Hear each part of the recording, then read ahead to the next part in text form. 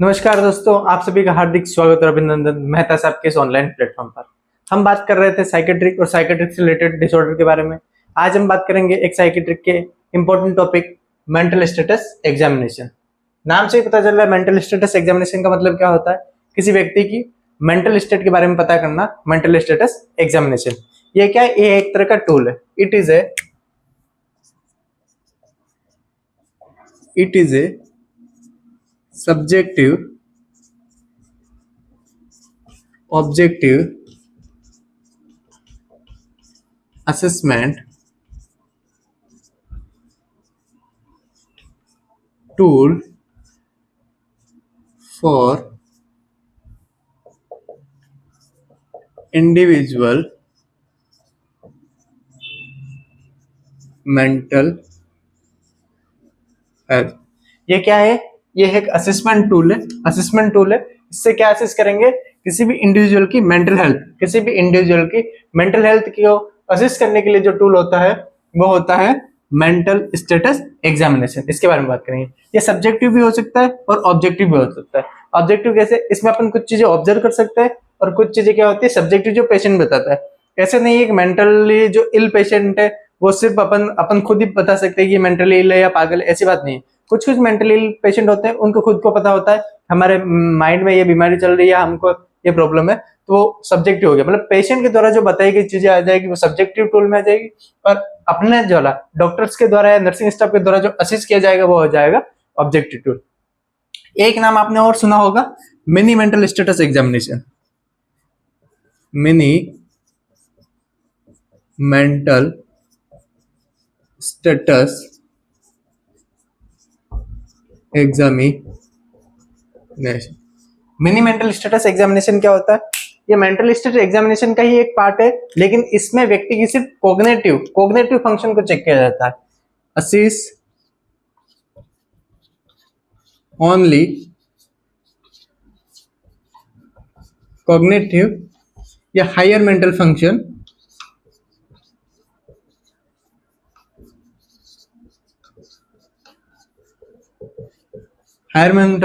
Cognitive कौन होता है? थिंकिंग या फिर थॉट। व्यक्ति के जो आइडिया आ रहे हैं, जो विचार आ रहे हैं, उनसे रिलेटेड, कॉग्निशन से रिलेटेड जो भी बीमारी है उसके बारे में असेस करना मिनी मेंटल स्टेटस कहलाता है। कॉग्निशन, व्यक्ति की सिर्फ कॉग्निशन या जो थिंकिंग या थॉट से रिलेटेड बीमारी है उसके बारे में असेस करना मिनी मेंटल स्टेटस एग्जामिनेशन कराया। और व्यक्ति की ओवरऑल बॉडी, इसमें कॉग्निशन प्लस इमोशनल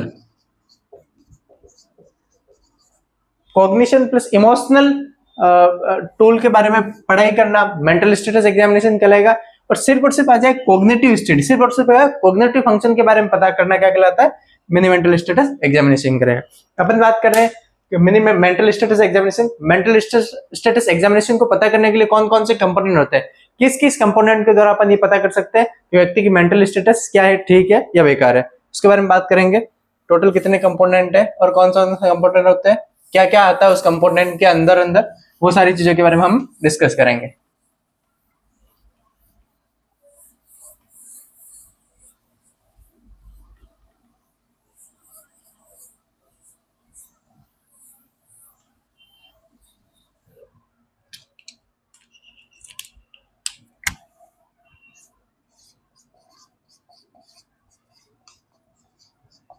कंपोनेंट्स के बारे में बात करेंगे। कंपोनेंट्स की हमने एक छोटी ट्रिक बना रखी है, उससे आप याद कर सकते हो। क्या ट्रिक है? GSM के थ्रू प्रिपेयर करना है हायर मेंटल फंक्शन को। जी, क्या क्या कंपोनेंट आएंगे? जीएसएम के थ्रू प्रिपेयर करना है हायर मेंटल फंक्शन को। जी, जीएसएम के थ्रू प्रिपेयर करना हायर मेंटल फंक्शन को, ये इसकी ट्रिक है। क्या क्या होता है इसमें, एक एक वन बाय वन डिस्कस करेंगे। जी का मतलब होता है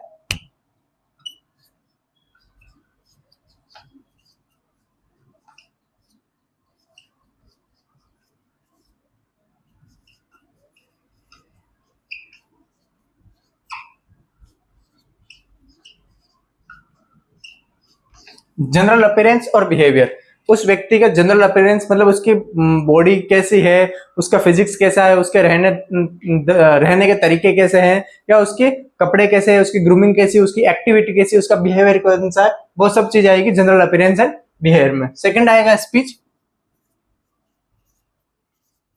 स्पीच भी एक बहुत इंपॉर्टेंट भूमिका निभाता है, व्यक्ति किस तरह से बात कर रहा है, उसकी टोन क्या है, उसकी साउंड क्या है, वो सारा आ जाएगा स्पीच में। थर्ड आएगा मूड एंड अफेक्ट डिसऑर्डर।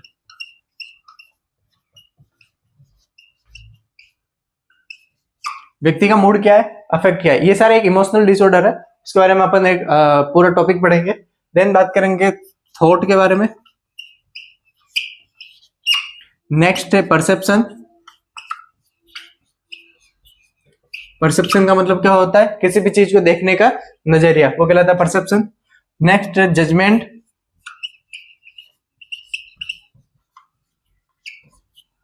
और नेक्स्ट है इनसाइट। अपना बीच में क्या बच गया, एक हायर मेंटल फंक्शन बच गया। इसके भी कुछ पॉइंट है, इसको भी याद करने के लिए एक छोटी ट्रिक बना रखी है, वो है एटीओ एमसीआई। क्या है इसकी एक ट्रिक है, जिसके बारे में यहां लिख देता हूं। A T O M C और आई, A T O M C आई, ये इसकी ट्रिक है। इसके बारे में एक एक पॉइंट के बारे में बात करें। ए का मतलब हो गया अटेंशन।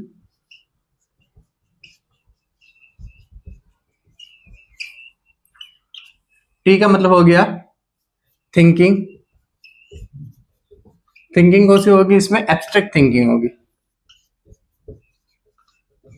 एब्स्ट्रैक्ट थिंकिंग का मतलब क्या हो गया, किसी भी चीज का डीप मीनिंग पता करना, वो कहलाएगा एब्स्ट्रैक्ट थिंकिंग। इसके बारे में आगे अपन कंप्लीट डिटेल में पढ़ेंगे। ओ का मतलब हो गया ओरिएंटेशन।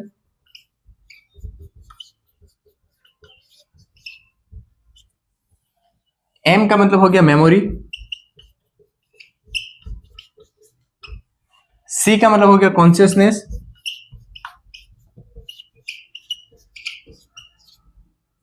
और आई का मतलब हो गया इंटेलिजेंस।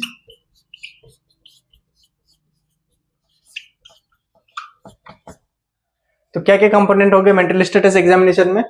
एक तो है जीएसएम के थ्रू प्रिपेयर करना हायर मेंटल फंक्शन को। G for general appearance and behaviour. S for speech. M for mood and affect. T for thought. P for perception. J for judgement. और आई फॉर इंसाइट।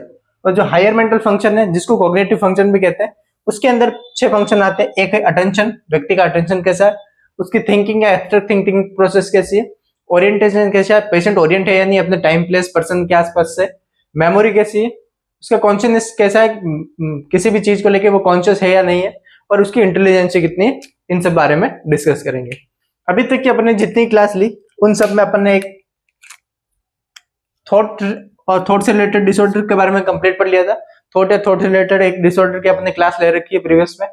एक perception के ऊपर class ले रखी है, वो आप देख सकते हो। और एक मेमोरी के ऊपर क्लास ले रखी है। थॉट, परसेप्शन और मेमोरी, इन 3 चीजों के बारे में अपने कंप्लीट डिस्कशन कर चुके हैं पिछली क्लासों में। आप वो क्लासेस देख सकते हो जाके। आज हम बात करेंगे जनरल अपीयरेंस और स्पीच। आज इसके बारे में बात करेंगे, जनरल अपीयरेंस एंड बिहेवियर और स्पीच के बारे में। नेक्स्ट अगली क्लास में mood and affect, judgement, insight और हायर मेंटल फंक्शन को पढ़ेंगे। आज की क्लास में अपन जनरल अपीयरेंस और स्पीच के बारे में डिस्कस करेंगे।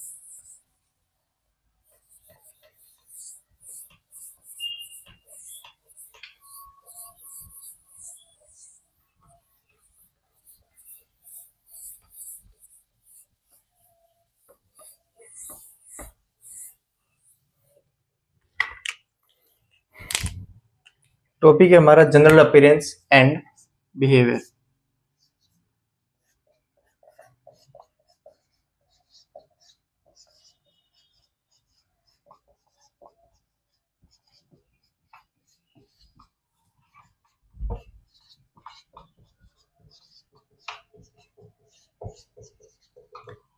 क्या होता है general appearance behaviour. General appearance और बिहेवियर का मतलब होता है व्यक्ति की कोई भी एक्टिविटी या उसका किसी भी टाइप का दिखने का तरीका, व्यक्ति की कोई भी एक्टिविटी या उसका जो बाहरी फेस है या बाहरी जो तरीका है दिखने का, वो सारी चीजें कहलाएगी जनरल अपीयरेंस और बिहेवियर में। क्या कहलाएगा, activity of a person that are observed by other people.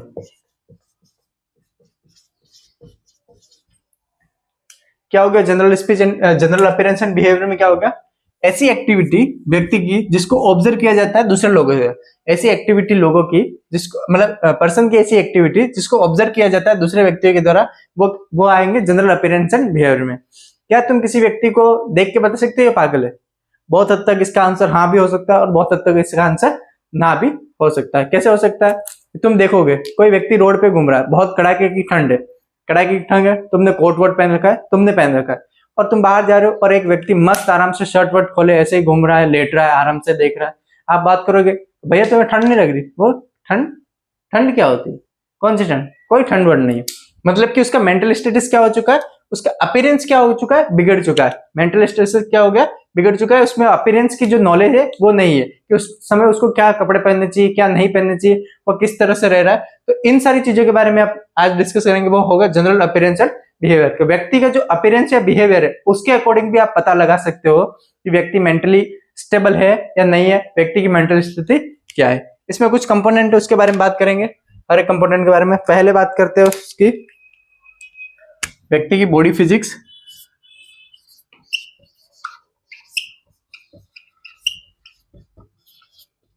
Body physics मतलब उसकी एक बॉडी को देख के बता सकते हैं वो व्यक्ति क्या है, पागल है। नॉर्मली ऐसा नहीं होता है, लेकिन कुछ कुछ केस में ऐसा हो सकता है। जैसे अपन एग्जांपल 3 एग्जांपल से बात करते हैं।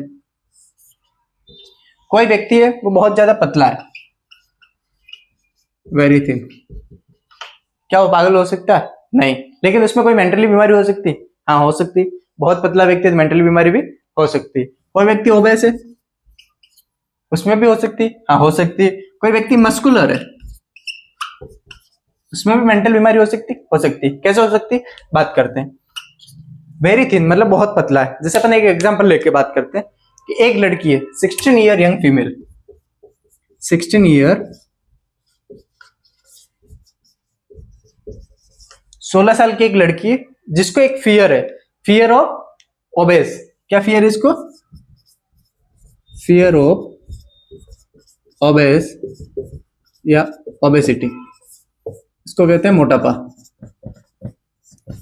या फिर फियर ऑफ लूज शेप।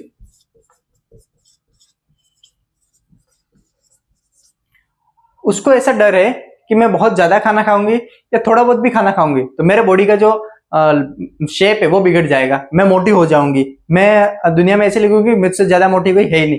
तो इस कंडीशन में व्यक्ति क्या करेगा?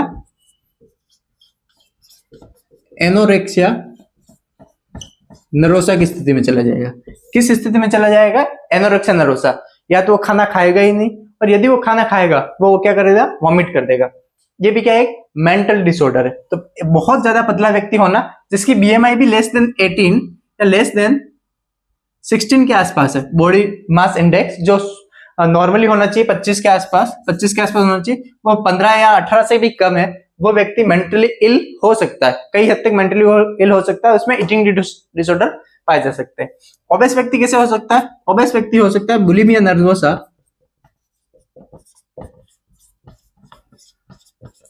या बिंज ईटिंग का डिसऑर्डर हो सकता है।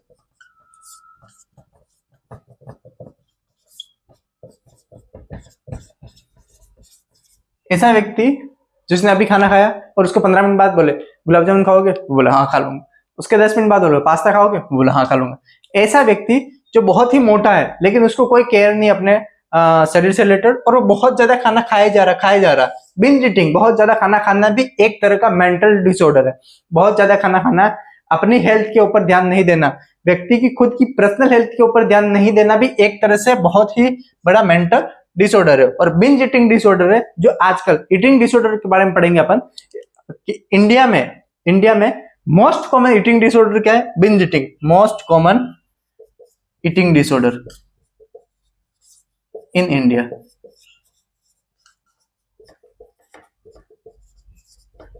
आजकल इंडिया में व्यक्ति क्या करने हैं? खाना खूब खाने लग गए, और उस खाने खाने की वजह से व्यक्तियों में क्या हो जाएगा? मोटापा हो जाएगा, और मोटापे की वजह से भी बहुत सारी बीमारी हो सकती है। तो मोटापा भी एक तरह से मेंटली डिसऑर्डर भी है, एक तरह से क्या होगा, मेंटल डिसऑर्डर भी।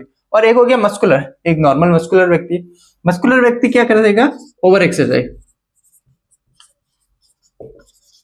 बार बार जाएगा, 4 लोगों में जाएगा, दिखाएगा मेरी बाइसेप्स, ये देखो मेरी बाइसेप्स, ये मेरा चेस्ट, ये मेरी थाई, ये मेरा बैक, मतलब क्या करेगा, ओवर एक्सरसाइज करेगा किसी भी चीज को। अच्छा मैं बाइसेप्स ऐसे बना दूं, ये कर लूं, मैं चेस्ट बना लूं, ये कर लूं, ये कर लूं, मतलब कि अपनी बॉडी के ऊपर बहुत ज्यादा एक्सरसाइज कर देना, क्या कहलाएगा, ओवर एक्सरसाइज। और ये किस में आएगा, मस्कुलर प्रॉब्लम में। तो किसी व्यक्ति में ऐसा होता है ना कि दिमागी तौर पे ऐसा होता है, मेरे को ऐसा बनना है, ऐसा ही बनना है, ऐसा ही रहना है, ऐसा ही दिखना है, बहुत सारी, वो भी क्या हो सकती है, एक मेंटल डिसऑर्डर हो सकती है। तो बॉडी फिजिक्स के आधार पर अपन ने तीन चीजों में क्लासिफाई किया था, एक था वेरी थिन, एक था ओबेस और एक था मस्कुलर। वेरी थिन का मतलब होता है बहुत पतला, पेशेंट एनोरेक्सिया नर्वोसा का शिकार तो नहीं है। ओबेस का मतलब हो गया कि पेशेंट बुलिमिया नर्वोसा का शिकार तो नहीं है। और मस्कुलर का मतलब हो गया पेशेंट ओवर एक्सरसाइज नहीं करता, अपने वेट को गेन करने के लिए या बॉडी को शेप देने के लिए, मेंटेन करने के लिए बहुत ज्यादा एक्सरसाइज करना भी क्या कहलाता है, एक साइकेट्रिक डिसऑर्डर कहलाता है। नेक्स्ट बात करेंगे ग्रूमिंग के आधार पर।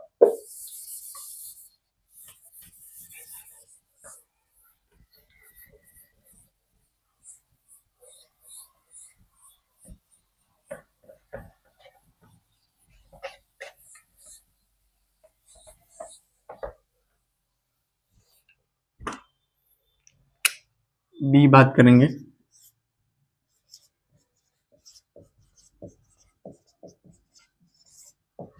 ग्रूमिंग के आधार पर। ग्रूमिंग के आधार से मतलब व्यक्ति की हाइजीन कैसी है, व्यक्ति की, इसमें आएगा व्यक्ति की हाइजीनिक है या नहीं है। हाइजीन का मतलब होता है कि वो अपने खुद का केयर कर रहा है नहीं कर रहा, वो ओरल केयर कर रहा है नहीं कर रहा, उठ के माउथ केयर कर रहा है नहीं कर रहा है, या अपने फ्रेश वेश हो रहा है नहीं होता है, या वो बाथिंग कर रहा है नहीं कर रहा है। हाइजीन हो गया, बाथिंग बाथिंग हो गया, क्लीनिंग हो गया। साइकेट्रिक पेशेंट ऐसे होते हैं जो महीनों महीनों पर नहाते ही नहीं है, क्या करते हैं, महीनों महीनों पर नहाते ही नहीं है, क्लीनिंग नहीं करते, हाइजीन मेंटेन नहीं करते। ये सारे लक्षण किसमें देखने को मिलते हैं, साइकेट्रिक पेशेंट में। तो आप देख के बता सकते हो, एक ऐसा पेशेंट है जो एकदम एकदम सड़ा सा पड़ा है, उसके बाल क्या पता कैसे बिखर रहे हैं, दाढ़ी इतनी इतनी हो रखी है, आंखों में कुछ रेंग रहा है, कपड़ों पे कुछ भी घूम रहा है, मतलब कि व्यक्ति की ग्रूमिंग, व्यक्ति के जो रहन सहन के तरीके हैं, उसको देख के भी आप बता सकते हो कि व्यक्ति का मेंटल स्टेटस क्या हो सकता है। तो ग्रूमिंग के अंदर आएगा व्यक्ति की हाइजीन कैसी है, बाथिंग कैसा है, क्लीनिंग कैसा है, वो किस तरह से रह रहा है, क्या उसके पहनावे है, क्या नहीं है, वो सारी चीजें आएगी ग्रूमिंग के अंदर। नेक्स्ट बात करेंगे अपन उसकी ड्रेसिंग सेंस के बारे में।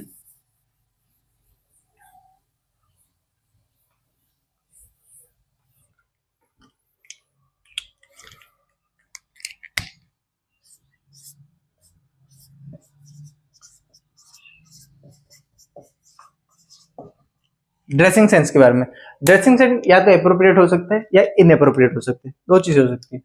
या तो वो हो जाएंगे अप्रोप्रिएट,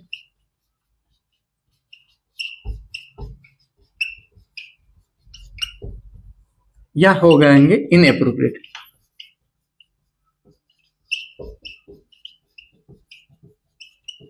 अप्रोप्रिएट का मतलब होता है नॉर्मल। अप्रोप्रिएट में व्यक्ति कैसे रहेगा, नॉर्मल, मतलब कि गर्मी चल रही तो गर्मी के कपड़े पहनेगा, सर्दी चल रही तो सर्दी के पहनेगा, और बारिश के टाइम में बारिश का पहने, मतलब उस व्यक्ति को पता है कि कहाँ पे कैसे कपड़े पहनने हैं। जैसे किसी फ्यूनरल में चला गया तो वहां पे व्यक्ति को पता है कि व्हाइट ड्रेस पहन के जाने, एकदम नॉर्मल कपड़े पहन के जाना है, कुछ हाई फाई तरीके से पहन के नहीं जाना है। इसका मतलब उसको ड्रेसिंग सेंस क्या है, अप्रोप्रिएट है, वो व्यक्ति क्या है, मेंटली स्टेबल है। एक व्यक्ति ऐसा है, कहीं फ्यूनरल चल रहा है, फ्यूनरल में जाना है और वो सूट पैंट पहन के आ गया, या समर का सीजन चल रहा है और वो कोट पहन के घूम रहा है, समर का सीजन चल रहा है और वो क्या कर रहा है, कोट पहन के घूम रहा है। मतलब ऐसी कंडीशन जिसमें व्यक्ति को नॉर्मली कपड़े पहनने चाहिए, मतलब समर का सीजन है तो आप समर के कपड़े पहनोगे ना, लेकिन समर के सीजन में विंटर के कपड़े पहन के घूम रहा है, इसका मतलब उसका ड्रेसिंग सेंस बेकार है। उसको भी देख के बता सकते हो कि व्यक्ति के मेंटल स्टेटस क्या हो गए। नेक्स्ट बात करेंगे अपन एक्टिविटी के बारे में।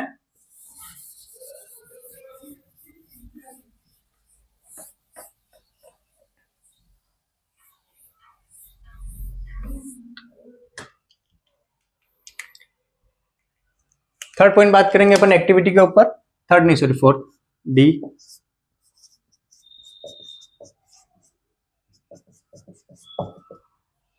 एक्टिविटी।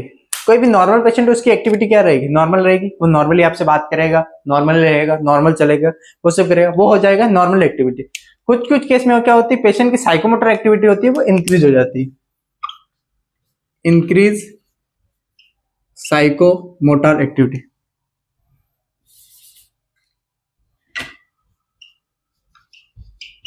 इसका लिख देता हूं यहां पे, साइकोमोटर,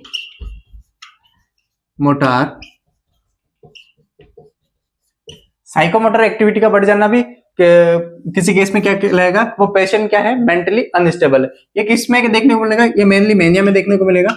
मेनिया का जो व्यक्ति होगा उसके अंदर क्या हो जाएगा, उसके अंदर एनर्जी ज्यादा आ जाएगी, और जब एनर्जी ज्यादा आ जाएगा तो बहुत सारा काम बहुत फास्ट करने लग जाएगा, उसकी एक्टिविटी बढ़ जाएगी, किसी भी काम को बहुत फास्ट दौड़ के जाएगा, बहुत फास्ट दौड़ के आएगा, या फिर कुछ भी काम करेगा जल्दी जल्दी करेगा, जल्दबाजी करेगा हर एक काम के लिए। इसका मतलब क्या होगा, उसकी साइकोमोटर एक्टिविटी क्या होगी, इंक्रीज होगी। नेक्स्ट बात करते हैं psychomotor activity decrease, decrease psychomotor activity. ये किसमें होगा, एक ऐसा पेशेंट होगा किसी को बोल रहा है जाना है, हाँ मैं जा रहा हूं, मतलब क्या हो जाए एकदम निठल्ला ढीला आदमी, ढीला ढगरा आदमी, वो कहलाएगा डिक्रीज साइकोमोटर एक्टिविटी। वो किसमें देखने को मिलेगा, डिप्रेशन में। डिप्रेस व्यक्ति को आप कुछ भी काम दे दो, बोलो ये काम कर दो, वो सोचेगा हाँ करूंगा, मतलब इतना ढीला रहेगा कि वो कुछ काम करने को सोचेगा ही नहीं, एकदम डिप्रेस, बिल्कुल लो साइकोमोटर। इसको कहते हैं एक्टिविटी रिटार्डेशन, इसी को कहते हैं एक्टिविटी रिटार्डेशन, मतलब कि व्यक्ति के अंदर एक्टिविटी है ही नहीं, बिल्कुल कम एक्टिविटी होना एक्टिविटी रिटार्डेशन कहलाता है, और यह आएगा डिक्रीज साइकोमोटर एक्टिविटी में अंदर। और इसमें तीसरा अपन पढ़ेंगे डिसएक्टिविटी, डिसएक्टिविटी या एबनॉर्मल एक्टिविटी।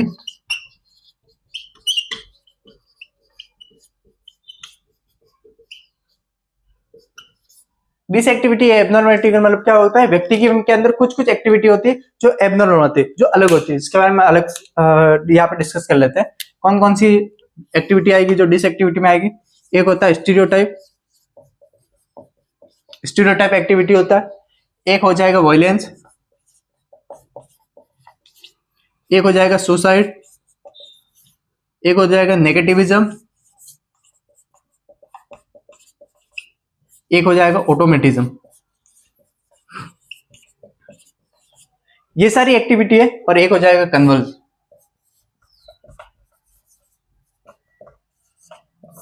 कन्वर्जन। ये सारी एक्टिविटी जो डिसएक्टिविटी है, एब्नॉर्मल एक्टिविटी की कैटेगरी में आएगी।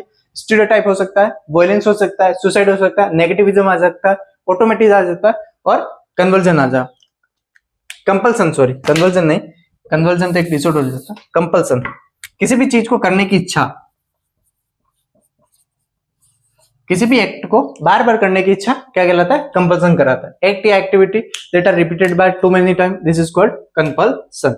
हम एक एक करके बात करते हैं। व्हाट इज स्टीरियोटाइप, क्या होता है, वायलेंस क्या होता है, सुसाइड क्या होता है। वैसे नाम से पता चल रहा होगा, सुसाइड का मतलब होता है खुद को मारना, वायलेंस का मतलब होता है दूसरों को हार्म पहुंचाना, नेगेटिविज्म का मतलब होता है, नेगेटिविज्म और ऑटोमेटिज्म ये एक दो नई टर्मिनोलॉजी होगी आपके बारे में, आपके पास, और स्टीरियोटाइप करके। तो हम इन सारी चीजों के बारे में बात करेंगे। जनरल अपीयरेंस और बिहेवियर में पढ़ रही है कि व्यक्ति की जनरल अपीयरेंस और बिहेवियर को देख के बता सकते हैं उसकी क्या क्या एक्टिविटी होगी। फर्स्ट बात करेंगे स्टीरियोटाइप।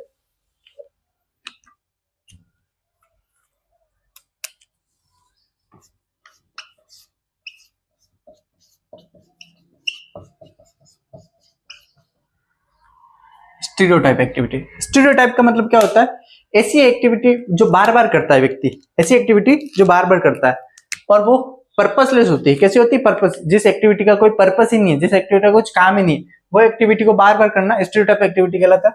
जैसे हो गया रिपीटेटिव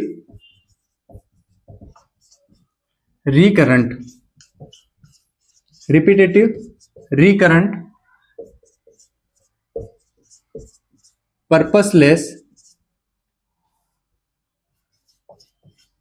मूवमेंट। कोई पर्पसलेस मूवमेंट कर रहा है, जैसे मतलब बार बार ऐसा हाथ हिलाया जा रहा है जिसका कोई मतलब नहीं है, या फिर पोजीशन, कोई एक ओड पोजीशन में बैठा है, या कोई वर्ड्स, या कोई पोस्चर, ये सारे स्टीरियोटाइप एक्टिविटी में आएंगे।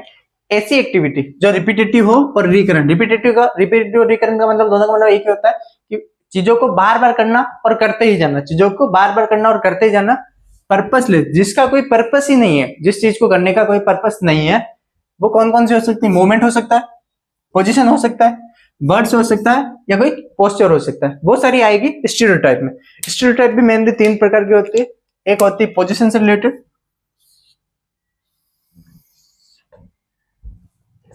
एक होती है पोजीशन, एक होती है मूवमेंट, और एक होती है वर्ड्स। स्टीरियोटाइप मूवमेंट को कहते हैं मैनरिज्म। स्टीरियोटाइप मूवमेंट को क्या कहते हैं? मैनरिज्म।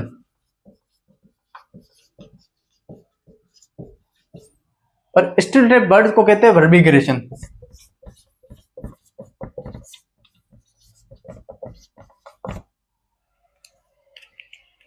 स्टीरियोटाइप पर एक होगी पोजीशन। सबसे पहले बात करते थे मूवमेंट के बारे में, देन वर्ड्स के बारे में, देन पोजीशन थोड़ा बड़ा टॉपिक है तो इसको बाद में बात करें। मूवमेंट के बारे में क्या होता है? In this patient do repetitive movement. इसमें क्या होगा? Patient do repetitive recurrent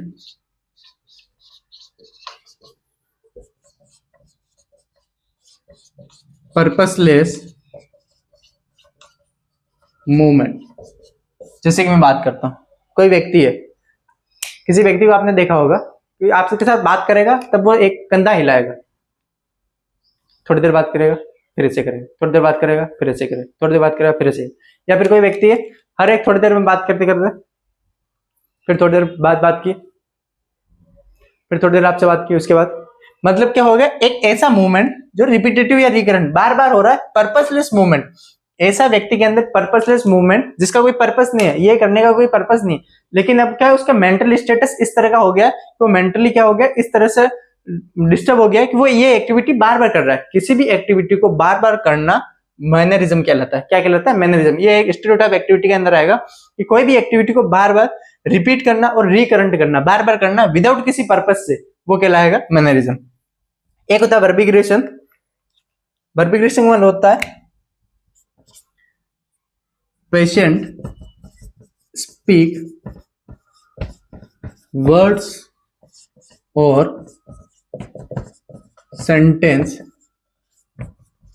repetitive और रिकरेंट। पेशेंट क्या करता है? स्पीक करता है वर्ड्स और सेंटेंस को रिपीटेटिव और रिकरेंट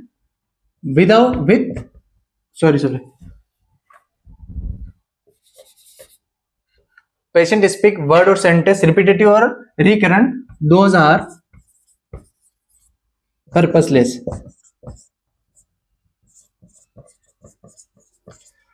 ऐसे शब्दों को या ऐसे सेंटेंस को बार बार बोलते जाना, ऐसे शब्दों को या सेंटेंस को बार बार बोलते जाना जिसका कोई पर्पस नहीं है, जिसका कोई वैल्यू नहीं है। रिकरेंट और रिपीटेटिव शब्दों को बार बार बोलते जाना। जैसे आपने सुना होगा तकिया कलाम। क्या सुना होगा? तकिया कलाम।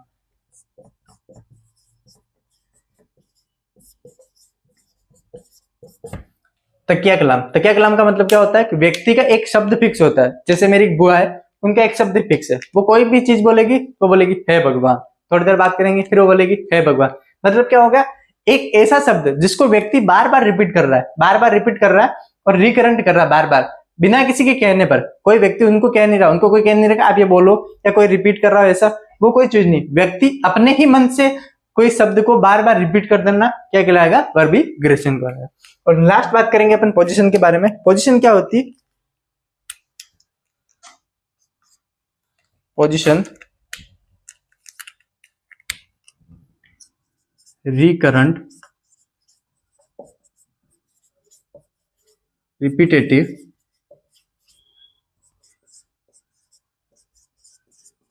Purposeless odd posture for long duration. व्यक्ति क्या करेगा कि एक पोजीशन बना लेगा। जैसे कभी कभी कोई व्यक्ति होता है ना, इस तरह की ड्यूरेशन पोजीशन बना लेता है, वो 24 आवर या उससे भी लंबे टाइम तक या उससे कम टाइम, जैसे 8 घंटे तक हो गया, 10 घंटे तक हो गए, वो ऐसे ही बैठा रहेगा ऐसे ही। मतलब क्या हो गया, एक व्यक्ति के द्वारा रिकरेंट बार बार रिपीटेड एक ही पोजीशन में रहना, odd posture for long time, एक ही पोजीशन में इसी तरह बैठा रहना, इसी एक ही पोजीशन में बार बार बैठा रहना क्या कहलाएगा, पोजीशन कहलाएगा। ये मेनली 3 टाइप का होता है। इसके बारे में एक होता है कैटीप्लेक्सी, एक होता है पोस्चरिंग, और एक होता है वेक्सी फ्लेक्सिबिलिटी।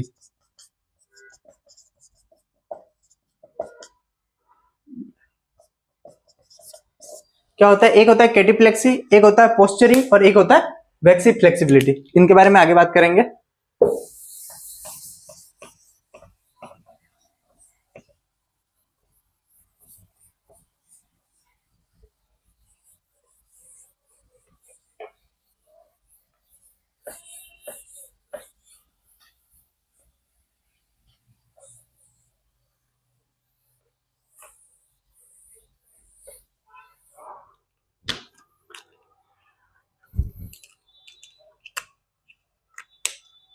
तीन टॉपिक इसके बारे में बात करेंगे। एक है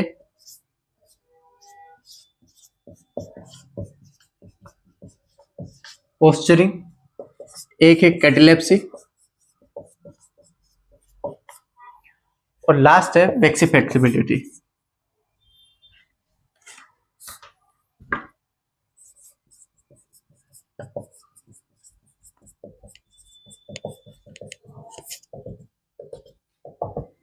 क्या होता है पोस्चरिंग, क्या होता है कैटीप्लेक्सी और क्या होता है वेक्सी फ्लेक्सिबिलिटी, इसके बारे में डिस्कस करेंगे अपन।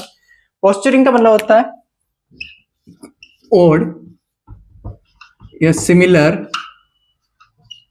पोजीशन फॉर लॉन्ग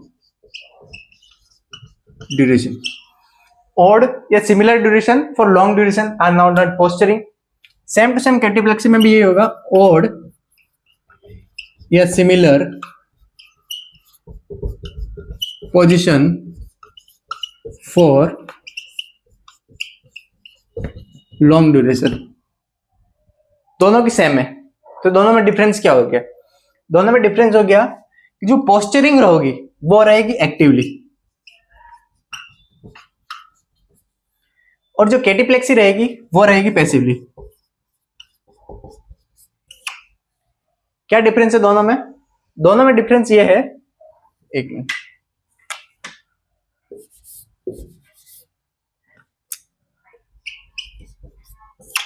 क्या डिफरेंस है दोनों में, दोनों के डिफरेंस के बारे में बताता हूं। एक्टिवली का मतलब होता है ऐसी पोजीशन जिसको पेशेंट को किसी ने दी हो, जिसको पेशेंट को किसी ने दी हो वो कहलाएगा एक्टिवली, और पेशेंट ने खुद के द्वारा कोई पोजीशन डेवलप किया, खुद उस पोजीशन में चला गया, वो होता है कैटीप्लेक्सी। जिसे एग्जांपल से समझाएंगा। एक डॉक्टर आया सुबह राउंड पे, या आप राउंड पे गए पेशेंट के पास, साइकेट्रिक पेशेंट के पास राउंड पे गए, आपने उसको बोला हाथ खड़े करो, उसने हाथ खड़े किया, आपने बोला हाथ नीचे करो, उसने हाथ नीचे किया, आपने बोला हाथ दाएं करो, उसने दाएं किया, आपने बोला हाथ बाएं करो, उसने बाएं किया, उसने ऐसा हाथ रखा, आपके पास कॉल आ गया, आपके पास कॉल आ गया या आपको कोई बुलाने गया, सर अर्जेंट है ये एक काम पड़ गया, सर आपने हाथ उसको ऐसे बोला, उसने हाथ ऐसे रखा, आप चले गए, आप चले गए किसी पेशेंट को, दूसरे पेशेंट को देखने लगे, उस दूसरे पेशेंट को देखा, वहां पे सब संभाला, स्थिति संभाला, बाकी और पेशेंट का राउंड लिया, राउंड लेके जैसे आप घूमते घूमते आ रहे थे, आप इस पेशेंट का राउंड लेके, आपकी नजर पड़ी उस पेशेंट पे, वो ऐसे ही खड़ा है, वो क्या खड़ा है, ऐसे ही खड़ा है। तब तक आपने उसको बोला भाई ऐसे क्यों खड़ा है, सर आप नहीं बोला था इसी तरह से रहने के लिए, आप जब आए थे तब आपने बोला था। मतलब क्या हो गया कि किसी व्यक्ति को, किसी साइकेट्रिक पेशेंट को या किसी व्यक्ति को एक्टिवली पोजीशन देना, मतलब किसी के द्वारा उसको बोले ऐसे हाथ रखो, तो उस परमानेंट हाथ ऐसे ही रहेगा जब तक उसको कोई बोलेगा नहीं हाथ नीचे करो। मतलब कि ओड या सिमिलर पोजीशन फॉर लॉन्ग लंबे समय तक, जब तक कोई डॉक्टर नहीं आएगा तब तक हाथ ऐसे रहेगा। कोई पूछेगा क्यों बोला ऐसे हाथ रखने के लिए, डॉक्टर साहब बोल के, कौन बोल के, डॉक्टर। मतलब एक्टिवली मतलब क्या होगा, किसी फिर दूसरे व्यक्ति के द्वारा उसको कोई पोजीशन दिलाना और वो पेशेंट उसी पोजीशन में लंबे टाइम तक रहेगा, वो कहलाएगा पोस्चरिंग। और कैटीप्लेक्सी का मतलब हो गया, कोई पेशेंट होते हैं ना जो इस तरह से बैठे रहते हैं, परमानेंट पैर ऊपर करके इस तरह से ऐसे बैठे रहते हैं, तुम जाओगे तो भी ऐसे बैठेंगे, थोड़ी देर बाद जाओगे फिर भी ऐसे, 2 घंटे बाद जाओगे ऐसे। मतलब ऐसी पोजीशन जो व्यक्ति अपने खुद के द्वारा, वो क्या समझ रहा है, खुद को राजा समझ रहा है, उसके अंदर आके मैं राजा हूं, तो ऐसे बैठ रहे क्या है, मैं राजा हूं, इस तरह। मतलब ऐसी पोजीशन जो व्यक्ति अपने खुद के द्वारा खुद के ऊपर लागू करे वो कहलाएगा कैटिप्लेक्सी, और ऐसी पोजीशन जो कोई और उसको दे वो कहलाएगा पोस्चरिंग। वेक्सी फ्लेक्सिबिलिटी क्या होता है? Wax like resistance during reposition the patient. Wax like resistance during reposition the patient. इसका मतलब क्या होगा? जब आप डॉक्टर साहब बोल के गए ऐसे करो, ऐसे करके रखा था, फिर आप उसके हाथ को ऐसे करोगे, वापस क्या होगा? नॉर्मल स्थिति में लाने को, तो वो नॉर्मल स्थिति में क्या होगा? लाने नहीं का मतलब वो क्या रेजिस्टेंस करेगा, मतलब वो क्या करेगा? जोर लगाएगा। वेक्स लाइक रेजिस्टेंस, वेक्स की तरह जोर लगाएगा, वो इस पोजीशन से इस पोजीशन में नहीं आएगा। क्या करेगा? रेजिस्टेंस क्रिएट करेगा नॉर्मल पोजीशन में आने के लिए, वो कहलाता है वेक्सी फ्लेक्सिबिलिटी। नेक्स्ट बात करेंगे अपन, ये तो थी स्टीरियोटाइप एक्टिविटी। इसके अलावा बात करेंगे अपन कुछ छोटी छोटी टर्मिनोलॉजी है उनके बारे में। उसमें से एक है, एक अपन ने पढ़ा था सुसाइड।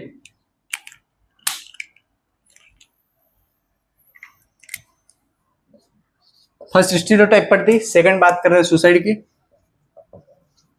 सुसाइड का मतलब होता है act of killing, act of self killing.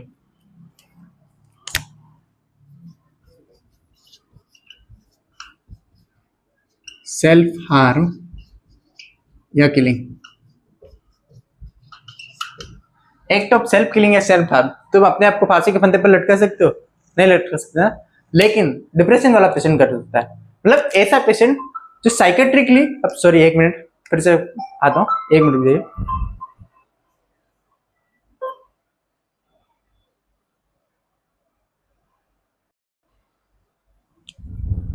हाँ दोस्तों, अपन क्या बात कर रहे थे? सुसाइड के बारे में।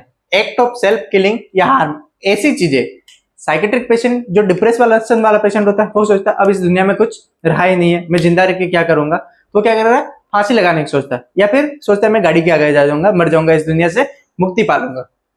खुद को मारने की कोशिश करना क्या कहलाएगा? सुसाइड। नेक्स्ट बात करेंगे वायलेंस।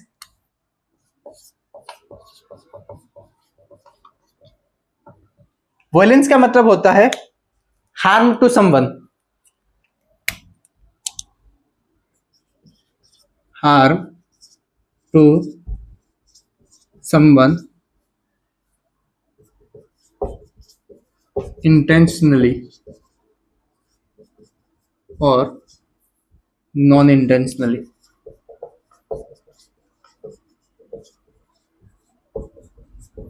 मतलब क्या होना? किसी भी व्यक्ति को मारने की कोशिश करना, किसी भी व्यक्ति को, किसी दूसरे व्यक्ति को मारने की कोशिश करना वायलेंस। मतलब वायलेंस होता है ना कि किसी ने पत्थर फेंक दिया किसी के ऊपर, किसी ने किसी को चाकू मार दिया, या कुछ किसी ने गाड़ी के नीचे ले आया, किसी ने एक्सीडेंट कर दिया किसी का। मतलब क्या होता है? किसी दूसरे व्यक्ति को चोट पहुंचाना या हार्म पहुंचाना क्या कहलाएगा? वायलेंस। थर्ड बात करेंगे अपन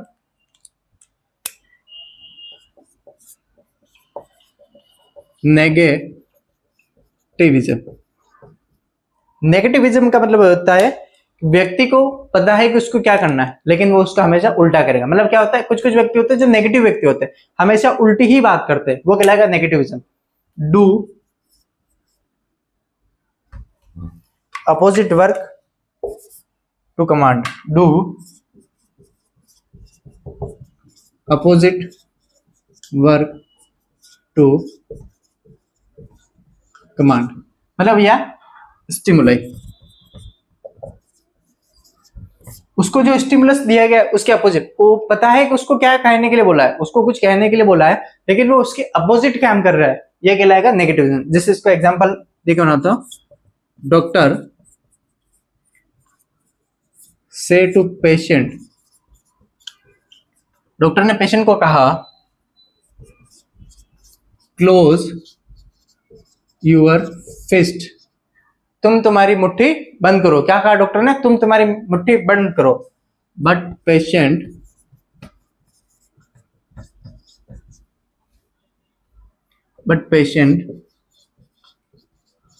ओपन हर फिस्ट, डॉक्टर ने बोला तुम तुम्हारी मुट्ठी बंद करो, पेशेंट ने बोला ये ले, मैं मुट्ठी खोल के रहूंगा। मतलब क्या हुआ? आपको जो कमांड दी गई है, आपको जो काम दिया गया है, उसका उल्टा ही करना है। बोल रहे नीचे बैठ जाओ, वो खड़ा हो जाएगा, बोल रहे खड़ा हो जाओ, वो नीचे बैठ जाएगा। बोल दिया मुट्ठी बंद करो तो मुट्ठी खोल के रहेगा। मतलब ऐसी एक्टिविटी जो अपोजिट हो, जो उसके डायरेक्शन के अपोजिट हो, वो कहलाएगी नेगेटिविज्म। तो नेक्स्ट बात करेंगे, एक और है ऑटोमेटिज्म।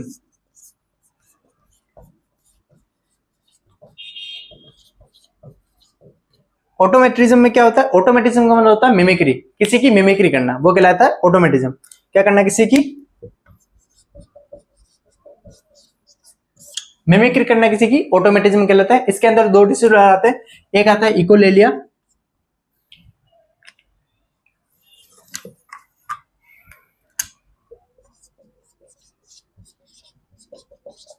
एक आता है इकोप्रेक्सिया।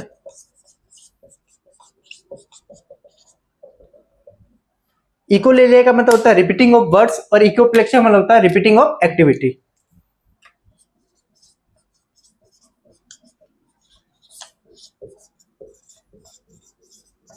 और इकोप्लेक्सिया का मतलब होता है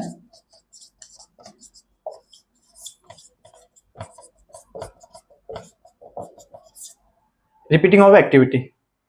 अपन ने थोड़ी देर पहले पढ़ा था वर्बिग्रेशन और मैनरिज्म। वर्बिग्रेशन और मैनरिज्म में क्या पढ़ा था? उसमें भी लगभग सिमिलर पढ़ा था, लेकिन उसमें यह था कि पेशेंट के जो शब्द है वो रिपीटेटिव है, मतलब एक ही शब्द को बार बार बोल रहा है और पर्पस ले हुए, वो था वर्बिग्रेशन। इसमें क्या होता है? रिपीटिंग ऑफ वर्ड्स, मतलब आप उस पेशेंट को बोलोगे हेलो, वही बोलेगा हेलो। आप उसको बोलोगे तुम्हारा क्या नाम है, वो बोलेगा तुम्हारा क्या नाम है। मतलब एग्जाम्पल से समझाता हूँ। आपने उसको पूछा what is your name, patient ने रिप्लाई दिया। पेशेंट को क्या रिप्लाई दिया? आपका क्या नाम है? तो आपका नॉर्मल नाम सोहन है, तो आपने बोल दिया सोहन। नॉर्मल व्यक्ति क्या बोलेगा? आपको डॉक्टर ने पूछा क्या नाम है तुम्हारा, वो बोल देगा सोहन। साइकेट्रिक पेशेंट क्या करेगा? जो इकोलेलिया वाला पेशेंट है वो सीधा पूछेगा what is your name.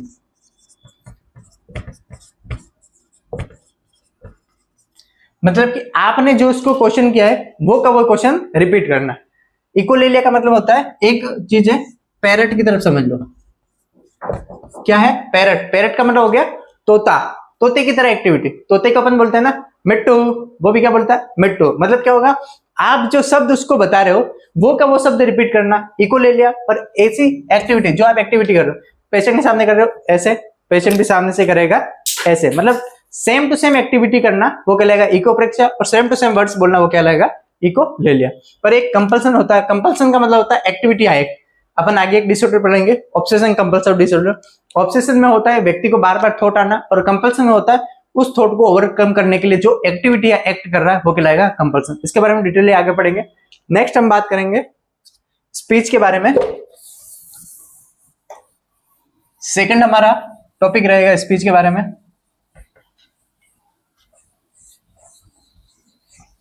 Speech बड़ा नहीं है, स्पीच छोटा सा टॉपिक है, और उसके बाद आज की क्लास खत्म करेंगे, फिर कल फिर से आएंगे नई क्लास लेके।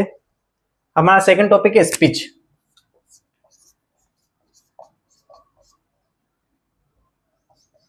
स्पीच, स्पीच का मतलब क्या होता है? बोलना। व्यक्ति जो कुछ भी चीजों को अपने मुंह के द्वारा एक्सप्रेस कर सकता है वो कहलाता है स्पीच। मतलब टंग के द्वारा किसी भी चीज को कहना, वो क्या कहलाएगा? स्पीच। स्पीच में भी दो तीन तरह के डिसऑर्डर होते हैं कॉमनली। अपन बात करेंगे स्पीच में कौन कौन से होते हैं। एक तो होता है स्पीड, स्पीड का डिसऑर्डर होता है। एक होता है टोन या वॉल्यूम, या उसको साउंड भी कह सकते हैं। तीसरा होता है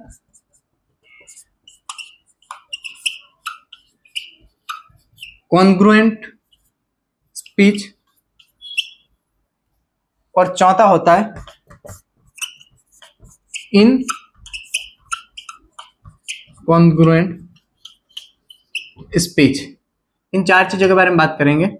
स्पीड, टोन या वॉल्यूम, कॉन्ग्रुएंट स्पीच, या फिर इनकॉन्ग्रुएंट स्पीच के बारे में। क्या होता है स्पीड? नॉर्मली क्या हो सकती है व्यक्ति की, या तो स्पीड ज्यादा हो सकती है या उसकी स्पीड कम हो सकती है। क्या हो सकती है? या तो स्पीड ज्यादा, स्पीड इंक्रीज हो सकती, या होती स्पीड डिक्रीज। नॉर्मल स्पीड है तो व्यक्ति नॉर्मल है। स्पीड इंक्रीज का मतलब होता है, तुम्हें पूछा तुम्हारा क्या नाम, मेरा नाम है ये, मैंने यहाँ से मतलब वो क्या है, हर कुछ बोले जा रहा है, ऐसे शब्द जो आपको समझ में नहीं आ रहे। स्पीड का इंक्रीज होना, ऐसे शब्द जो आपको समझ में नहीं आ रहे, ऐसी स्पीड जो आपको समझ में नहीं आ रही, वो कहलाएगा इंक्रीज स्पीड। और ऐसा है तुम्हारा क्या मेरा नाम मोहन है, मतलब क्या हो गया, बहुत ही कम स्पीड में बोलना, बहुत ही धीरे धीरे स्पीड में बोलना, वो कहलाएगा डिक्रीज स्पीड। तो जो इंक्रीज स्पीड है वो किस में देखने को मिलती, मैनिया वाला में। ऐसे पेशेंट जिसमें साइकोमोटर एक्टिविटी बड़ी होगी उसमें स्पीड भी अच्छी होगी, और ऐसे पेशेंट जिसमें साइकोमोटर एक्टिविटी कम होगी उसमें स्पीड भी कम होगी। ये किसमें देखने को मिलेगा, डिप्रेशन के अंदर। Same to same tone, speed और टोन में क्या डिफरेंस है उसके बारे में बात कर लेते हैं। क्या डिफरेंस है आपको पता है, मैं बताता हूं।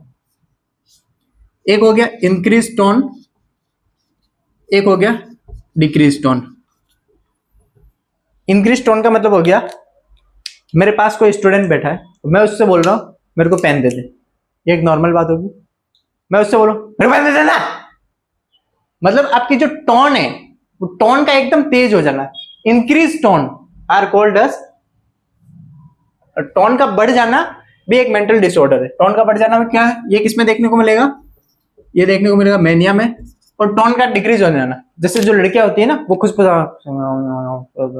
ऐसे ही जो खुसर फुसर करके आवाज आती है, बिल्कुल धीरे धीरे आवाज में बोलना, बिल्कुल ही शांत आवाज में बोलना जो आपके कान को समझ ही नहीं आए, वो आएगा डिप्रेशन के अंदर। मतलब दो चीजें स्पीड में, या तो व्यक्ति बहुत ज्यादा फास्ट बोलेगा क्या हो गया, बहुत ज्यादा स्पीड में बोलना या बहुत धीरे बोलना, हाँ मैं वहां गया था। या तो व्यक्ति की स्पीड ज्यादा होगी या व्यक्ति की स्पीड कम होगी मेंटली डिसऑर्डर में, या उसकी टोन बड़ी होगी, वो जोर जोर से चिल्लाएगा, जैसे पागल व्यक्ति नहीं होते वो जोर जोर से चिल्लाते रहते हैं, कुछ कुछ पागल व्यक्ति होते हैं वो जोर जोर से चिल्लाते रहते हैं, कुछ कुछ पागल व्यक्ति होते हैं वो धीरे धीरे बात करते हैं, बिल्कुल धीरे धीरे बात करते हैं, वो आएगा टोन में। फिर है कॉन्ग्रुएंट स्पीच और एक है इनकॉन्ग्रुएंट स्पीच। कॉन्ग्रुएंट का मतलब होता है नॉर्मल स्पीच, और इनकॉन्ग्रुएंट मतलब होता है abnormal speech. Normal speech, normal speech का मतलब होता है व्यक्ति, आपने पूछा तुम्हारा क्या नाम है, मेरा नाम कमलेश है, क्या करते हो, मैं जॉब करता हूँ, मतलब क्या होगा, उसके शब्दों को आप अंडरस्टैंड कर पा रहे हो वो हो जाएगा कॉन्ग्रुएंट, और उसके शब्दों को आप अंडरस्टैंड नहीं कर पा रहे हो वो हो जाएगा इनकॉन्ग्रुएंट। धन्यवाद, आज के लिए इतना ही। कल फिर से अपन लेके आएंगे। अभी तक अपन ने दो टाइप पढ़ा था, नेक्स्ट अपन ने judgement, insight, higher mental function, उन सब के बारे में डिस्कस करना, वो अपन कल की क्लास में पढ़ेंगे। धन्यवाद।